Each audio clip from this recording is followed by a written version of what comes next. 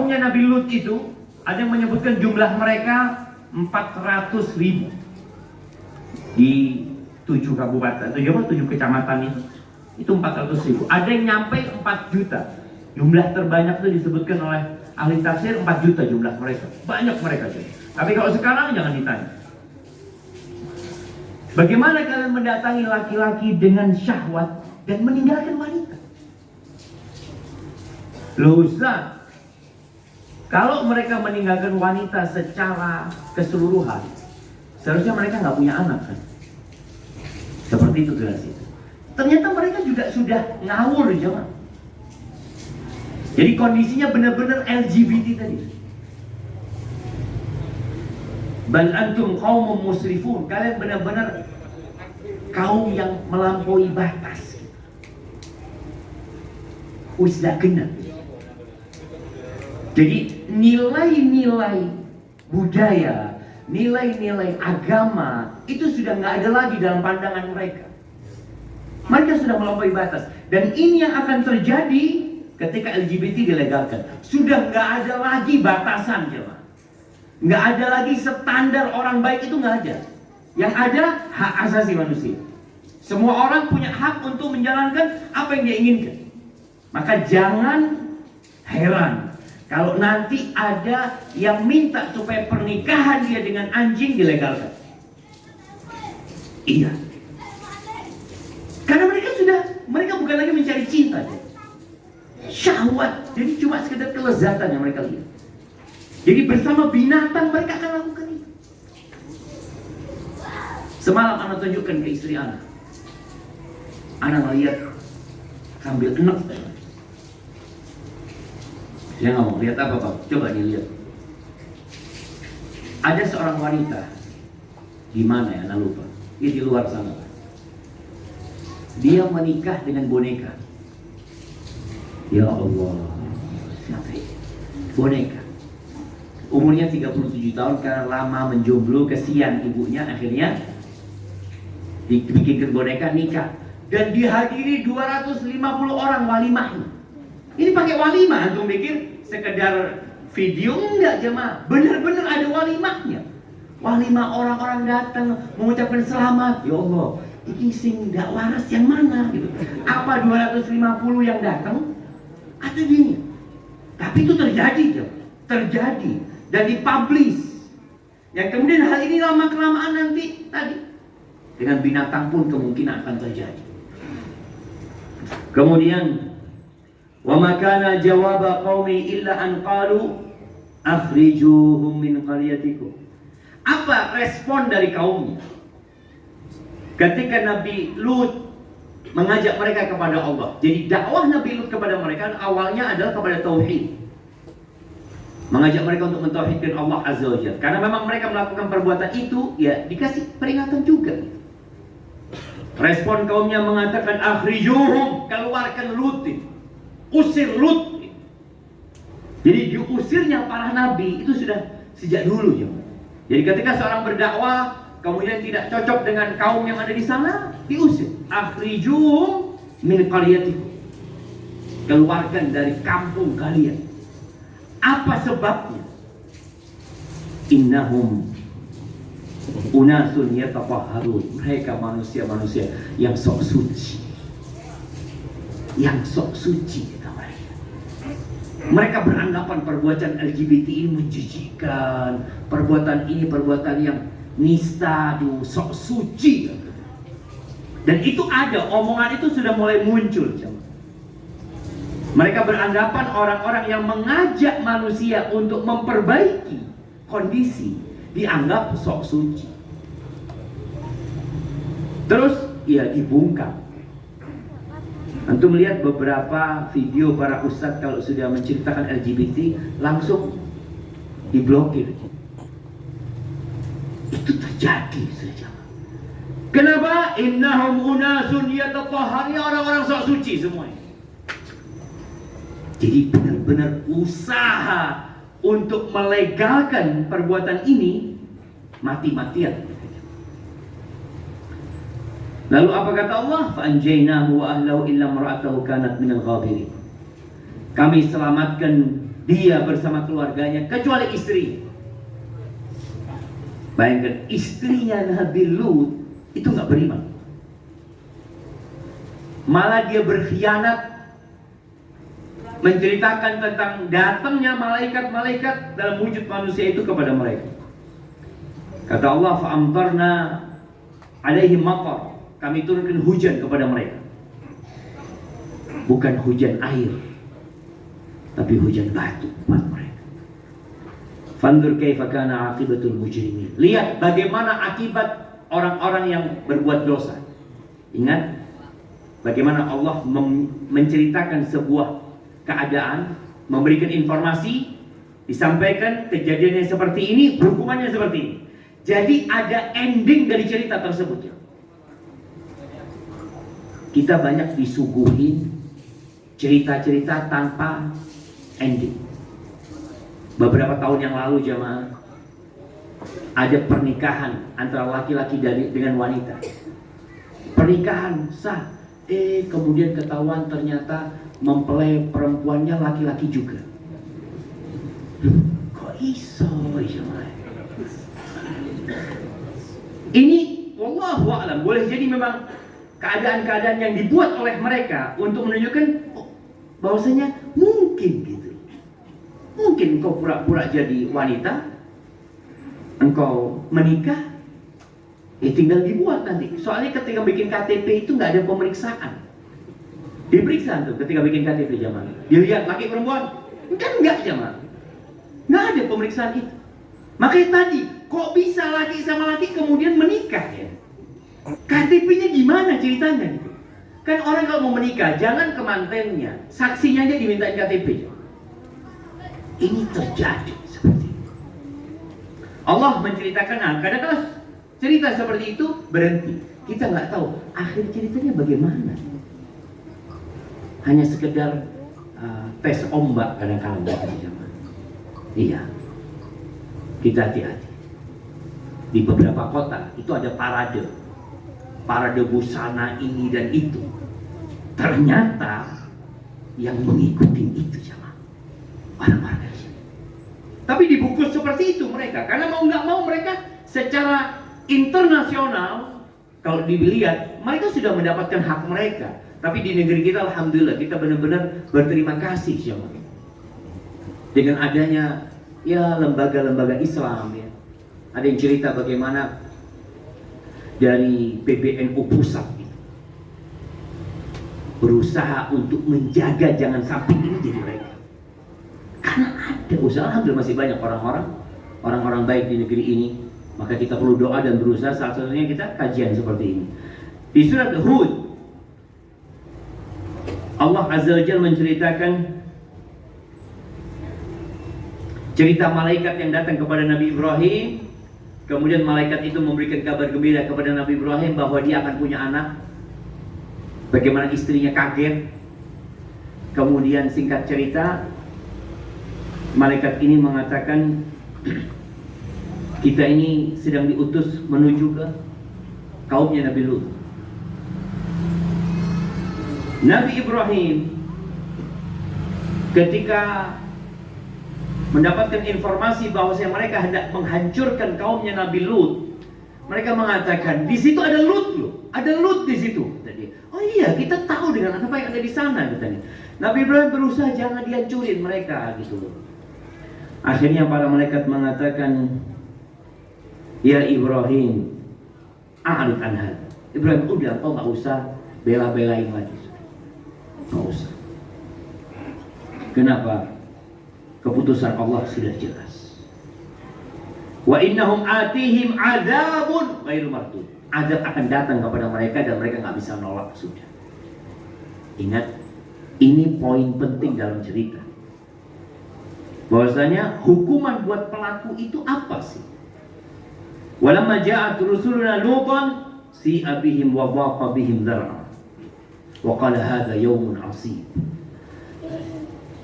Di beberapa kitab tafsir seperti At-Tabari diceritakan malaikat ini datang. Ada yang mengatakan 2 atau 3 malaikat itu yang datang. Ketika datang sebelum masuk kota, ingat Dulu itu kota biasanya pakai benteng ya. Zaman itu ya, demi keamanan mereka. Ketika mau masuk kota, ketemu sama dua putrinya Nabi Lut. Kata dia, jangan masuk kota dulu. Engkau mau kemana katanya? Mau ke tempatnya Nabi Lut, tunggu dulu. Tahu malaikat ini putrinya Nabi Lut. Akhirnya dua putrinya Nabi Lut ini laporan kepada ayah. Ayah, nih engkau punya tamu yang aku tidak pernah melihat lelaki setampan mereka. Kayaknya kalau engkau enggak menghalau mereka, habis mereka. Bakal digarap sama yaitu sama manusia yang ada di sana.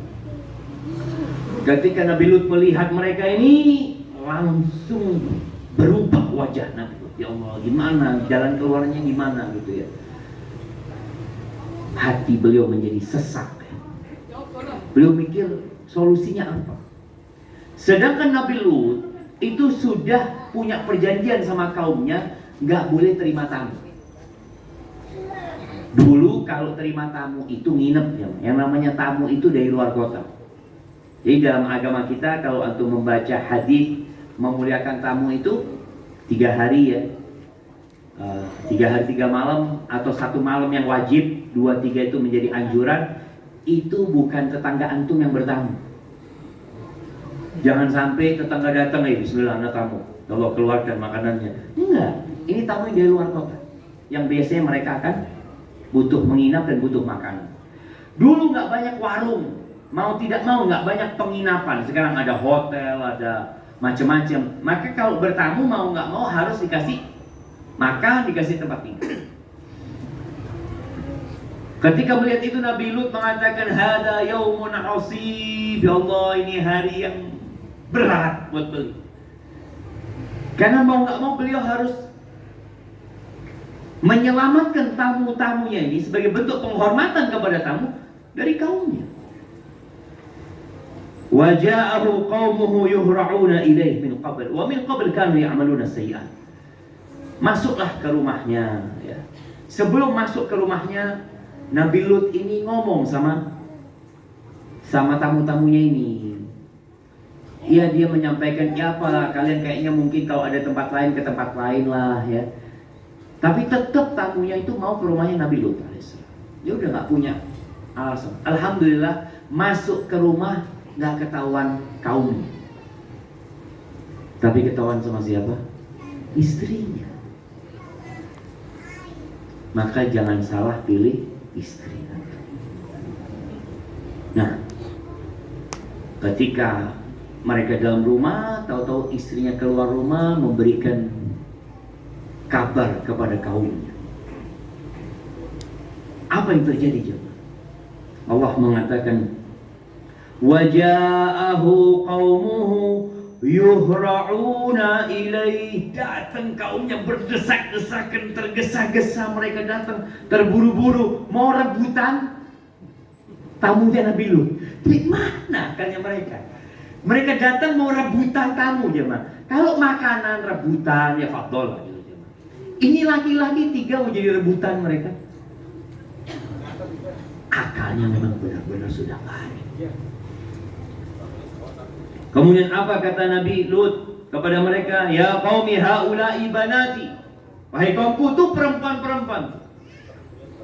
Ayatnya banati, anak-anak perempuanku. Tapi ingat, para nabi itu bapak rohaninya umat. Sebagaimana istri-istri nabi itu ibunya umat. Maka kita kalau nyebut Aisyah Ummul Mukminin radhiyallahu taala anha. Jadi bapak secara rohani dan ibu secara rohani, bukan ibu kandung. Nabi Lut mengatakan haula ibanati, itu perempuan-perempuan, itu anak-anak perempuanku. Maksudnya perempuan-perempuan yang ada di sana. Kata Nabi Lut, hunna atharu lakum, mereka lebih suci buat kalian. Maka ketika seorang laki-laki mendatangi istrinya, dapat pahala nggak dia? Dapat pahala, dapat sedekah antum. Maka antum dalam agama kita bukan cuma sholat yang dapat pahala. Seorang suami pulang ke rumahnya ngomong sama istrinya, aku mau cari pahala sedekah. Maka dikatakan hunna athharu lakum, mereka lebih suci buat kalian. Fattaqullaha wa la tukhzuni fi dhurri. Bertakwalah kalian kepada Allah. Jangan permalukan aku di hadapan tamu-tamu. Lalu apa kata Nabi Lut? Alaysa minkum rajulun rasyid? Apa enggak ada di antara kalian ini? Apa enggak ada di antara kalian orang yang bisa berpikir dengan akal sehatnya? Masa enggak ada? Ada yang ngerti di antara kalian. Apa kata mereka? Qalu laqad alimta ma lana fi banatika min haqq. Engkau tahulah kita nggak punya hak untuk perempuan-perempuan itu. Kita nggak ada hasrat sama mereka. Wa innaka la ta'lamu ma nurid. Engkau kan udah tahu kami mau apa gitu. Subhanallah jemaah. Ibnu Katsir menyebutkan ketika Nabi Lut mengatakan kepada mereka, apa nggak ada seorang pun di antara kalian yang berakal sehat, yang bisa mikir dengan benar? Ternyata betul nggak ada loh jemaah. Nggak ada. Sama sekali nggak ada. Maka itu menjadi alasan kuat para malaikat benar-benar untuk menghancurkan mereka semuanya. Kecuali Nabi Lut dan dua putrinya. Mereka benar-benar dihancurkan. Nggak ada jemaah. Seharusnya satu kampung masak dalam 400.000 orang itu jemaah. Nggak ada yang akalnya sehat. Nggak ada.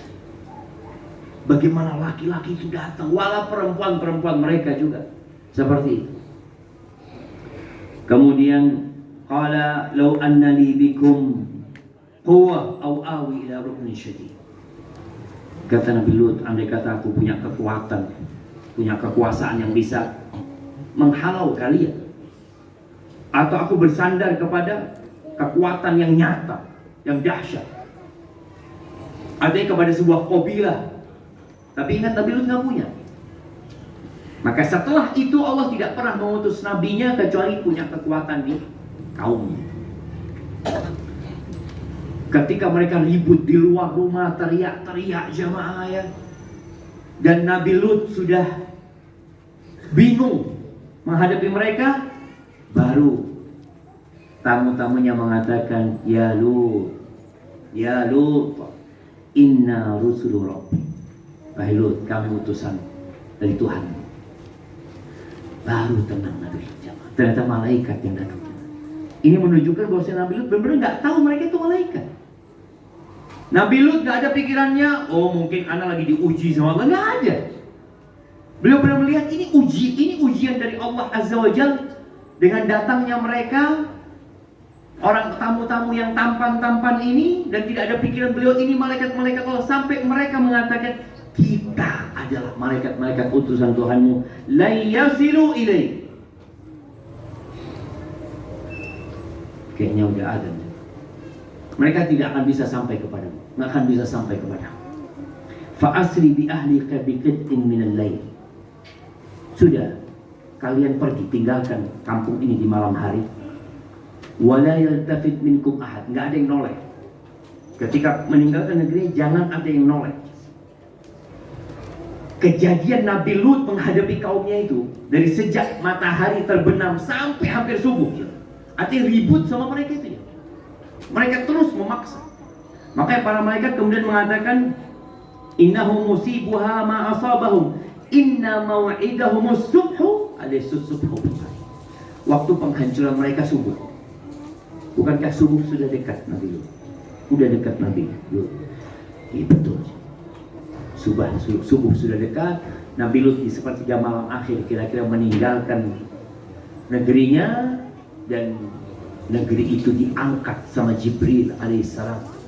Sampai diceritakan lolongan anjing, ya, pokok ayam. Karena hampir subuh ketika itu jamaah itu digenang. Kemudian dibalikkan dan dilempari dengan batu-batu yang sudah ada namanya untuk setiap orang di antara mereka. Hilang negeri itu. Dan sekarang kalau antum berangkat ke sana, negeri itu menjadi negeri yang lebih rendah daripada lautan. Jadi yang disebut adnal ard, bumi yang terendah. Jadi bumi itu di bawah lautan. Karena memang di balik negeri itu, sehingga ada di bawah. kira-kira 400 meter mungkin di bawah lautan. Di situ ada laut mati dan tidak ada yang hidup di sana.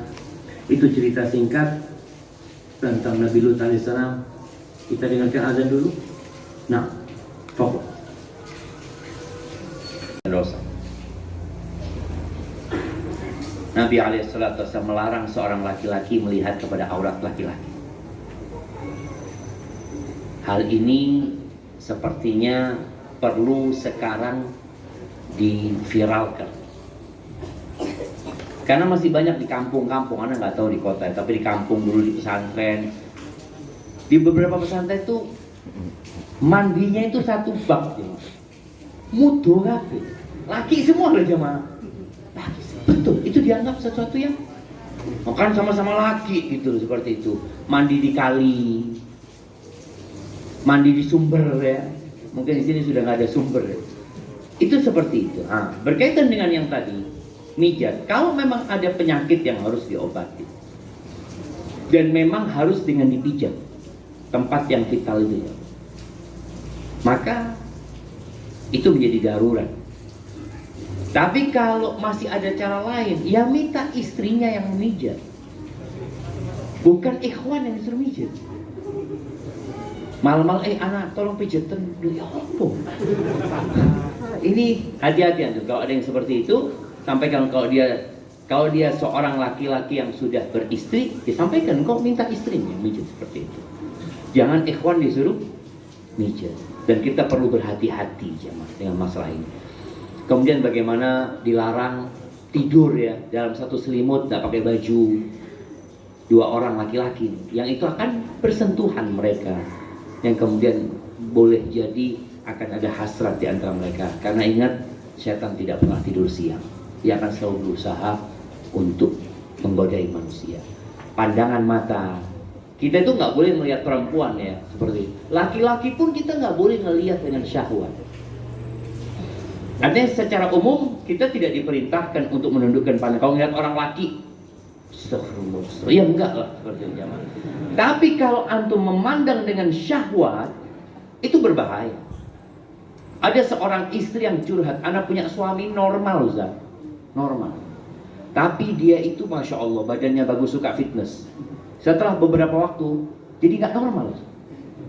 Jadi dia nggak tertarik sama istrinya, lebih tertarik sama teman-teman fitnessnya yang laki-laki. Karena dia pandangannya udah dengan syahwat gitu. Maka ingat, memandang anak-anak ya, apa istilahnya yang suka sama anak-anak itu? Pedofil. Sekarang orang-orang pedofil ini sedang berjuang untuk meminta hak-hak mereka. Apa yang mereka perjuangkan? Cinta antara orang tua dengan anak-anak.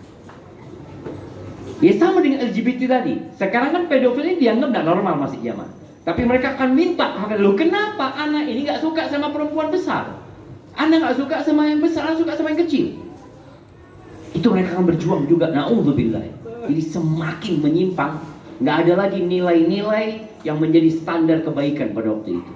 Maka ingat, semua hal yang mengantarkan tadi kepada perzinaan, kepada LGBT dilarang. Jadi melihat anak yang Masya Allah yang masih kecil, muda ya, menyenangkan, jangan dengan syahwat.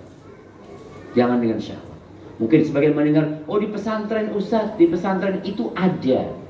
Penyakit itu ada, tapi nggak banyak. Jangan kemudian dikatakan, Anda pernah di pesantren, 6 tahun di pesantren. Anda tahu, adalah satu orang ya, 2 orang mungkin yang menyimpang, yang kemudian dikeluarkan dari pesantren. Ada yang seperti itu.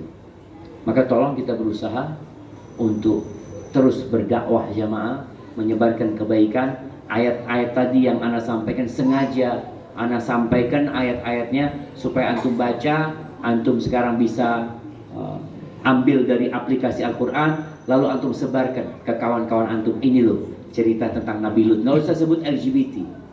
Soalnya kalau sudah sebut LGBT ada yang sensi ya, ada yang nggak mau baca. Tapi antum sebutkan ini loh cerita tentang Nabi, cerita tentang Nabi, dengan harapan anak-anak itu tahu bahwasanya itu nggak normal. Bahkan ada seorang anak khalifah di masa khilafah Abbasiyah yang mengatakan, Demi Allah, kalau Allah tidak menyebutkan dalam Al-Quran adanya LGBT, nggak kebayang itu ada. Karena fitrah yang normalnya nggak mungkin laki-laki suka sama laki-laki. Di mana gitu loh, jemaah? Yang Allah ciptakan itu siapa? Nabi Adam sama Hawa. Karena memang seperti itu fitrahnya. Kita sholat dulu kayaknya, jemaah. Atau belum masuk waktunya qomat? Ya, kalau qomat kita qomat dulu sudah. Bismillah. Kita lanjutkan insyaallah setelah sholat. Hada wallahu a'lam.